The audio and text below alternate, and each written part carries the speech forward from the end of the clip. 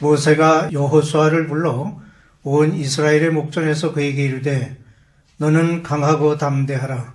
너는 이 백성을 거느리고 여호와께서 그들의 조상에게 주리라고 맹세하신 땅에 들어가서 그들에게 그 땅을 차지하게 하라. 그리하면 여호와 그가 네 앞에서 가시며 너와 함께 하사 너를 떠나지 아니하시며 버리지 아니하시리니 너는 두려워하지 말라. 놀라지 말라. 또 모세가 이 율법을 써서 여호와의 언약궤를 메는 레위 자손 제장들과 이스라엘 모든 장로에게 주고 모세가 그들에게 명령하여 이르기를 매 7년 끝에 곧 면제년의 초막절에 온 이스라엘이 네 하나님 여호와 앞 그가 택하신 곳에 모일 때에 이 율법을 낭독하여 온 이스라엘에게 듣게 할지니 곧 백성의 남녀와 어린이와 네 성읍 안에 거류하는 타국인을 모으고 그들에게 듣고 배우고 네 하나님 여호와를 경외하며 이 율법의 모든 말씀을 지켜 행하게 하고 또 너희가 요단을 건너가서 차지할 땅에 거주할 동안에 이 말씀을 알지 못하는 그들의 자녀에게 듣고 네 하나님 여호와 경외하기를 배우게 할지니라. 아멘. 오늘은 매년 12월 둘째 주일에 지키는 성서주일입니다. 성서주일은 한국에서뿐만 아니라 세계적으로 지켜지고 있어서 한때는 만국 성서주일이라고 불리기도 했습니다. 우리나라에서 처음 성서주일이 지켜진 것은 1899년 5월 성령 강림 주일에 성서공회 주일이란 이름으로 시작됐습니다. 대한성서공회는 1973년 해외 성서 제작과 보급을 시작한 이래 세계 성서 공회 연합회와 협력하면서 해외 성서 보급을 확대하여 지금은 해마다 120여 개국 언어로 240개 나라에 600만 부의 성경을 제작하여 보급하고 있습니다. 이를 위하여 기도하는 주일이 성서주일입니다. 이스라엘 백성들의 광야 생활 40년에 대한 회상과 그들이 가나안 땅에 들어가서 지켜야 할 율법에 대한 길고 긴 설교가 끝을 맺게 되자 모세는 이제 자신의 죽음과 그 후의 일에 대한 지시를 하게 됩니다. 본문은 가나안에 들어가게 될 백성들과 그들을 인도할 이스라엘의 새로운 지도자 여호수아를 격려하는 내용과 명령을 담고 있습니다. 모세는 자신이 물러나야 할 때를 알았고 순종하는 마음으로 후계자 세우는 일을 시행하였습니다. 모세는 이스라엘 회중들을 모아놓고 본문인 신명기 31장부터 신명기의 결론을 말씀하고 있습니다.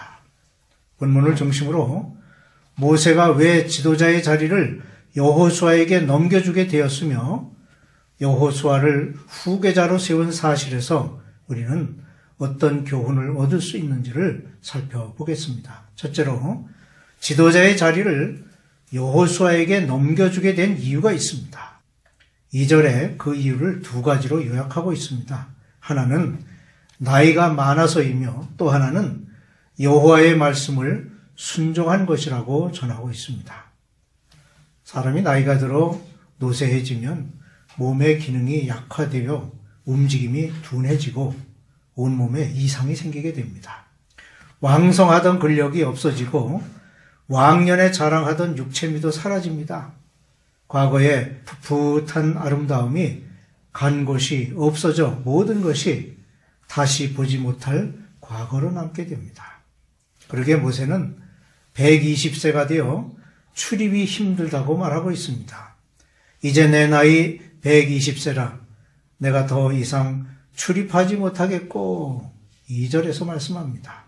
하지만 모세가 요단강을 건너지 못한 이유는 육체적인 문제라기보다는 하나님의 말씀을 따른 것이라는 말이 더욱 타당할 것입니다.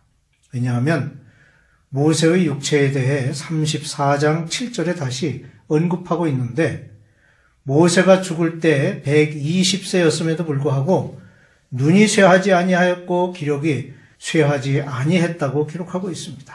그러므로 모세가 가나안 땅을 밟아보지 못하고 죽게 된 것은 신광야에서 이스라엘 백성들이 물을 달라고 모세에게 원망했을 때 하나님께 불순종함으로 범죄했기 때문이었습니다.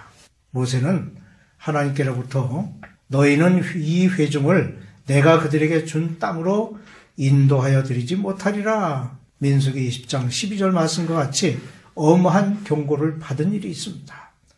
다시 말해서 지도자였던 모세는 위대한 일을 많이 했지만 그곳에서 하나님의 거룩함을 나타내지 못했기에 가나안 땅에 들어가지 못했으며 지도자의 자리를 여호수아에게 물려주게 된 것입니다. 둘째로 모세가 여호수아를 후계자로 세운 사실에서 얻는 교훈이 있습니다. 한순간의 실수는 있었지만 모세는 참으로 위대한 하나님의 사람이었습니다. 가나안 땅에 들어가지 못하고 요단 동편에서 죽어야 한다는 사실이 안타깝기는 하지만 그는 결코 불평하거나 하나님께 원망하지 않았습니다. 그는 여호수아를 후계자로 삼을 것이라고 미리 말씀하신 하나님의 뜻에 겸손히 순종하였습니다. 왕궁에서의 40년, 광야에서의 40년은 그에게 철저한 겸손과 순종의 마음을 갖기에 충분한 시간이었습니다. 또한 아무리 뛰어나고 훌륭한 지도자라 할지라도 홀로 모든 일을 다 할 수는 없습니다. 다른 사람의 도움을 받아야 할 뿐만 아니라 적절한 시기에 적당한 인물을 세워서 그에게 자신의 일을 물려준 것은 참으로 지혜로운 모습이라 할 수 있습니다. 모세는 하나님의 말씀에 순종하여 여호수아를 후계자로 세우는 일을 잊지 않았습니다.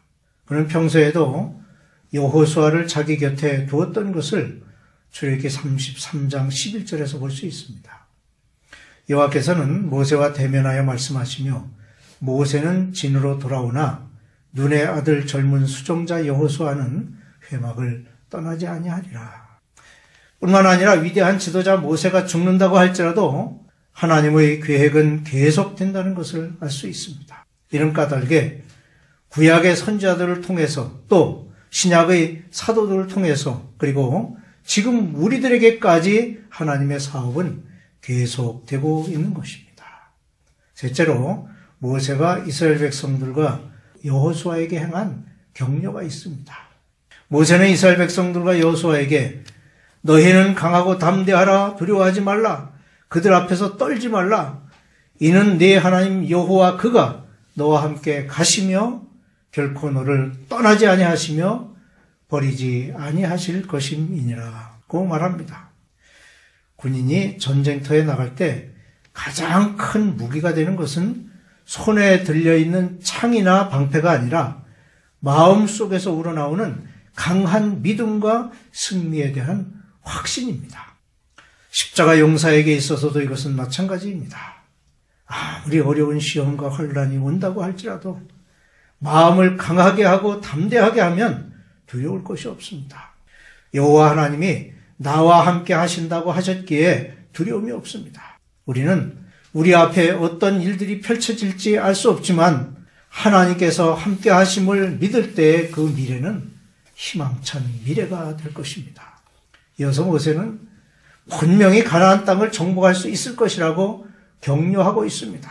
그러므로 하나님의 자녀들은 승리의 확신을 가지고 하나님께 도움을 구하면서 환난과 시험을 피하지 말고 생활 속에서 날마다 승리의 삶을 살아야 하겠습니다.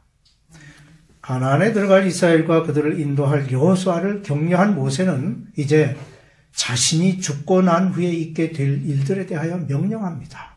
그 명령의 핵심은 기록된 책을 제사장들이 보관하되 매 7년마다 공중 앞에서 읽어서 백성들로 하여금 하나님의 말씀을 잊어버리지 않게 하라는 것입니다.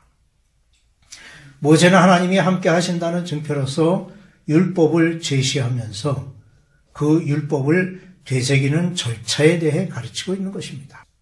이제 그 율법을 제사장들과 모든 장로들에게 보관하게 했던 이유가 무엇이며 매 7년마다 율법을 낭독하도록 했던 이유를 알아보면서 교훈을 얻고자 합니다. 우선 제사장들과 이스라엘의 모든 장로들에게 율법을 보관하게 한 이유가 있습니다.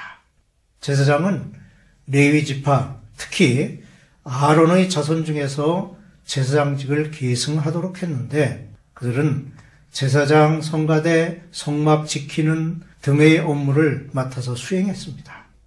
출애굽 당시 구름이 성막 위에 머물러 있는 동안에는 그들이 머물렀고 구름이 성막에서 떠오르는 때에는 이스라엘 자손이 진행하였습니다. 레위인들은 이 모든 일들을 주관하는 사람들이었으며 율법책에 관해서도 그들에게 보관하도록 한 것은 그들에게 가르치는 임무가 있었기 때문입니다. 레위 지파의 제사장들은 종교적인 의식을 주관하면서 동시에 백성들을 가르치는 교육의 임무도 수행했습니다. 따라서 기록된 율법을 그들에게 주어 언제나 백성들을 잘 가르치도록 하신 것입니다. 이것은 율법책을 안전하게 보관하도록 하는 방법도 되는 것이었습니다. 레위인이 성막을 관리하는 중에 그들은 그것을 소중하게 다루었습니다. 그 임무를 수행하면서 그들이 자신들의 사명을 깨닫고 감당했던 것처럼 하나님의 말씀을 소중하게 여기고 조금도 손상되지 않도록 보존하기 위해서 율법책을 그들에게 맡겼다고도 볼 수 있습니다. 예수님 당시에 서기관과 율법학자 중에 레위인이 많이 있었던 것도 율법을 레위인이 맡았었기 때문일 것입니다. 하지만 오늘날에는 성경을 어느 한 계층만 소유하거나 특수한 위치에 있는 사람만이 갖는 전유물이 아니라 모든 사람들이 알아야 하며 소지할 수 있는 것은 이 복음을 전하기 위해 모든 성도들이 알아야 하기 때문입니다. 다음으로 매7년 곧 정기 면제년 초막절에 율법을 낭독했던 이유와 그것이 우리에게 주는 교훈이 있습니다. 이스라엘은 3대 절기가 있는데 그것은 유월절, 맥추절, 그리고 초막절입니다.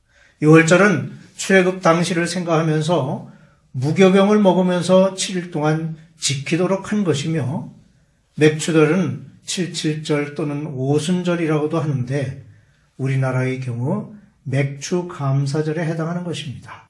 초막절은 농사가 끝나는 가을에 지키는 것으로 추수 감사절에 해당합니다. 여기에서 면제년이라는 것은 안식년을 의미하는 것으로 안식년은 6년 동안 일하고 7년째는 휴식하는 해로 정해진 것인데 휴식하도록 한 목적은 종이 자유를 누리게 하기 위해서 또는 땅을 쉬게 하기 위해서라고 할 수 있습니다. 다시 말해서 정기 면제년의 초막절은 안식년을 맞이하는 초막절이라고 할 수 있습니다. 그런데 이 안식년 초막절에 율법을 낭독하도록 한 이유는 이스라엘 백성들로 하여금 광야 40년의 어려운 여정, 즉 집도 없이 떠도는 장막 생활을 해야 했던 과거를 잊지 말고 7일 동안 준비된 장막에서 그 당시를 기억하도록 한 것입니다. 그리하여 현재 자신들이 누리고 있는 가나안 땅에서의 풍요로운 삶에 대해 감사하는 마음을 가지고 하나님께 기꺼이 순종하도록 하려는 데에 그 절기의 목적이 있었던 것입니다. 이스라엘 백성들은 이러한 규례를 통하여 당시의 일들을 경험했던 자들은 다시금 과거를 회상케 되고 경험하지 못한 후손들은 이런 절기를 통해 선조들이 경험했던 일들에 동참하여 자신들도 이스라엘 공동체와 하나가 되었던 것입니다. 오늘날 우리에게는 하나님의 말씀이 있고 하나님께 예배를 드리고 있습니다. 이것이 교회 안에서 성도들을 하나로 묶는 귀한 띠가 됩니다. 오늘 말씀을 통해 얻게 되는 교훈은 하나님의 말씀을 통해서 그리고 예배와 거룩한 성도의 교제를 통해서 우리는 하나님과 하나가 되고 신앙의 선조와 하나가 되고 성도들이 하나가 되는 것입니다. 모세가 이스라엘 백성들로 하여금 율법을 듣게 하여 말씀에 순종할 수 있도록 하고 이것을 후손들에게 전하도록 한 것 같이 우리 또한 말씀을 순종하며 후손들에게 전하는 일에 힘써야 하겠습니다.